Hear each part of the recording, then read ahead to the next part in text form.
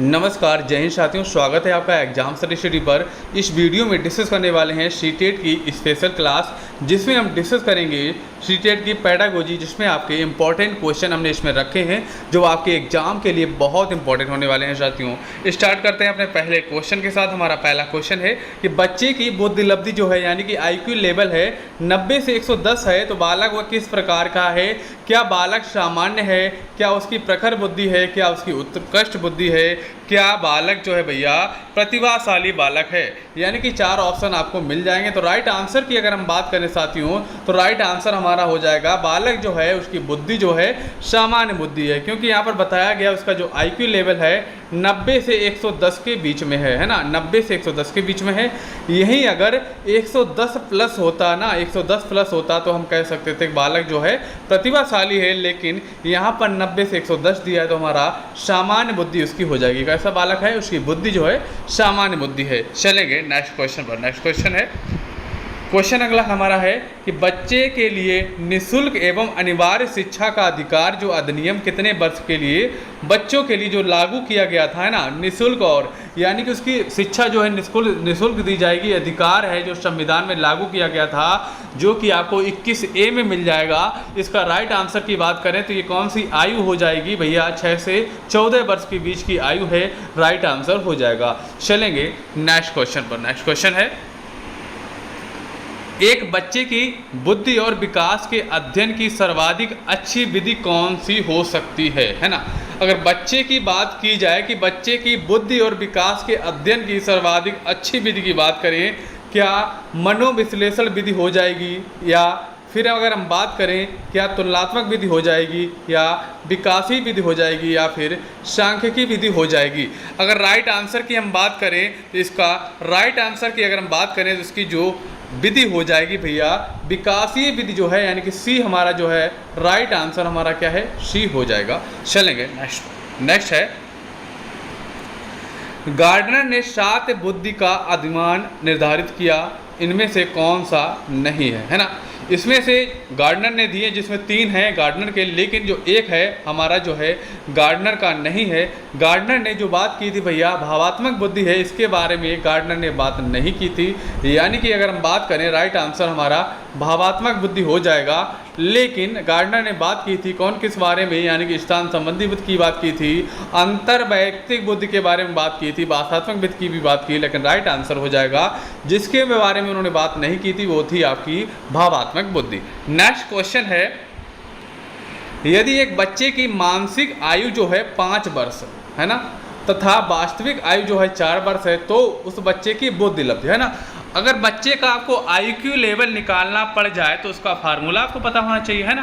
कैसे निकलेगा? तो फार्मूले की अगर हम बात करें, इसके IQ की बात करें तो होता है भैया सबसे ऊपर हो जाएगा मानसिक आयु, ठीक है, मानसिक आयु रहेगी ऊपर, नीचे रहेगी वास्तविक आयु, ठीक है, कौन सी? वास्तविक आयु, और 100 हो जाएगा इनटू में, है ना, गुणे में 100 हो जाएगा, आपका गुणा में 100 हो जाएगा। तो हम निकाल लेंगे इसकी मानसिक आयु कितनी है? 5 है, वास्तविक आयु 4 है, और इसके 100 हो जाएगा इनटू में, अगर इसको हम 4 से काटेंगे यहाँ आ जाएगा 25, और 25 गुणे 5 हो जाएगा कितना? 125, यानी कि राइट आंसर हमारा क्या हो जाएगा? 125 जो इसका है राइट आंसर जो है 125 हो जाएगा, है ना, राइट आंसर 125 हो जाएगा। चलेंगे नेक्स्ट क्वेश्चन। नेक्स्ट क्वेश्चन देख लेते हैं। अगला क्वेश्चन है, मनोविज्ञान शिक्षा का आधारभूत विज्ञान है, ये किसने कहा है ना? ये किसने कहा है? बहुत इंपॉर्टेंट क्वेश्चन है, ये किसने कहा है? ये कहा है भैया B.F. स्किनर ने, जिन्होंने भैया क्या किया था? चूहों पर प्रयोग किया था, है ना, चूहों पर प्रयोग किया था, तो राइट आंसर हमारा स्किनर हो जाएगा। चलेंगे अगले क्वेश्चन पर। अगला क्वेश्चन है, हिंदी अक्षरों को बालक किस आयु में पहचानने लगते हैं, है ना? हिंदी अक्षरों को बालक जो है किस आयु में पहचानने लगते हैं? तो राइट आंसर की बात करेंगे, क्या 3 वर्ष में पहचानेंगे, या क्या 4 वर्ष में, या फिर 5 वर्ष में, या फिर 6 वर्ष में? तो राइट आंसर हमारा हो जाएगा, हिंदी के जो शब्द हैं बालक 5 वर्ष की अवस्था में जब हो जाते हैं तब उसको पहचानने लगते हैं, तो राइट आंसर सी हमारा 5 वर्ष हो जाएगा। एलेक्सिया की बात करेंगे, एलेक्सिया की अगर बात करेंगे इसका मतलब क्या होता है? एलेक्सिया की भैया बात करें तो इसका मतलब हो जाएगा पढ़ने की अक्षमता, है ना, क्या हो जाएगा? पढ़ने की अक्षमता जो है इसको कहते हैं एलेक्सिया। चलेंगे नेक्स्ट पर।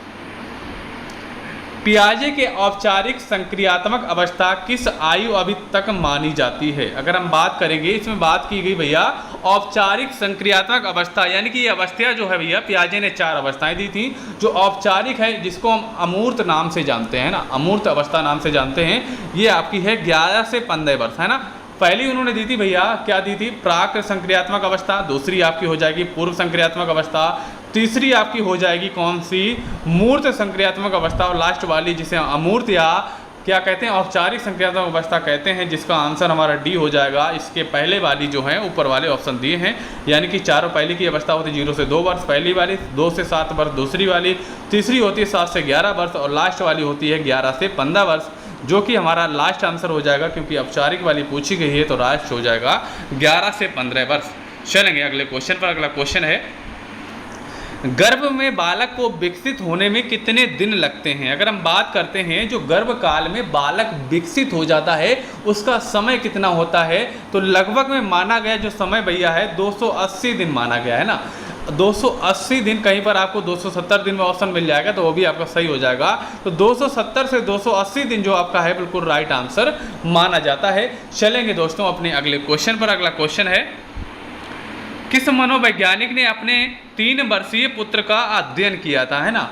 इन्होंने क्या किया भैया, अपने पुत्र के ऊपर अध्ययन करके निष्कर्ष निकाला कि मनोविज्ञान में वो किस किस प्रकार की क्रियाएं करता है बालक। तो वे वैज्ञानिक कौन से थे, मनोवैज्ञानिक कौन से थे भैया?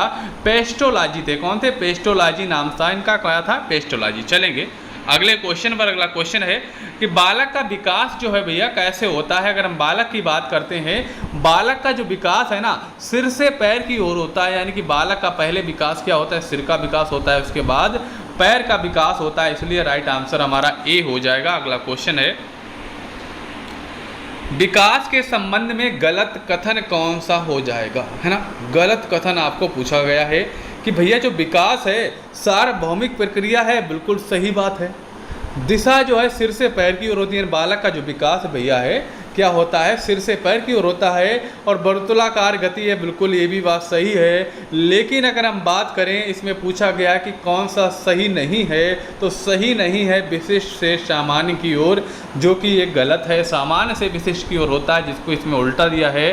तो राइट आंसर हमारा क्या हो जाएगा? ए हमारा जो है राइट आंसर हो जाएगा। चलेंगे अगले क्वेश्चन पर। अगला क्वेश्चन है, गर्भधान काल की अवस्था नहीं है ना। गर्भधान काल की अवस्था यानी कि जब जो बच्चा होता है जिसका विकास स्टार्ट हो जाता है भैया, क्या यानी कि माँ के पेट में, तो कौन सी अवस्थाएं हो जाती है कि एक डिम्ब हो जाती है, एक बीजकरण हो जाती है, आपकी भ्रूणावस्था हो जाती है, यानी तीनों के तीनों गर्भकाल की अवस्थाएं हैं के अंतर्गत होती हैं।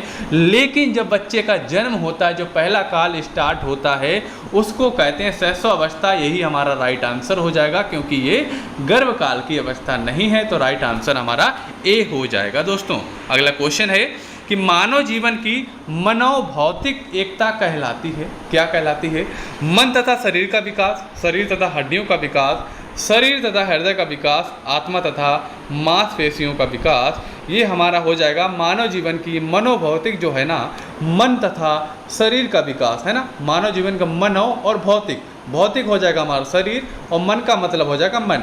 तो हमारा राइट आंसर हो जाएगा मनोभौतिक का मतलब मन तथा शरीर का विकास। ए हमारा जो है राइट आंसर हो जाएगा दोस्तों। चलेंगे अगले क्वेश्चन पर। अगला क्वेश्चन है, गर्भ में सर्वप्रथम निर्माण क्या होता है ना। अभी हमने आपको पढ़ाया था कि बालक का जो विकास है सिर से पैर की ओर होता है। तो गर्भ काल में सबसे पहले विकास क्या होता है?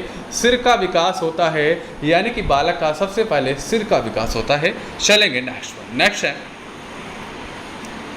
क्वेश्चन अगला है कि जन्म के समय शिशु में कितनी हड्डियां होती हैं। जैसा कि पता है कि मनुष्य जब अपनी, है ना, यौनावस्था में पहुंच जाता है, जब वो किशोरावस्था में पहुंच जाता है, तो बात करते हैं तो उसकी जो हड्डियां होती हैं तब कितनी होती हैं? 206। लेकिन बात करें जब उसका जन्म होता है तब उसकी कितनी हड्डियां होती हैं? तब होती हैं दोस्तों उसकी 270 हड्डियां होती हैं। यानी कि हड्डियां कितनी होती हैं? 270 होती हैं जन्म के समय। चलेंगे नेक्स्ट। नेक्स्ट है, बालक अपनी माँ को पहचानना प्रारंभ कर देता है।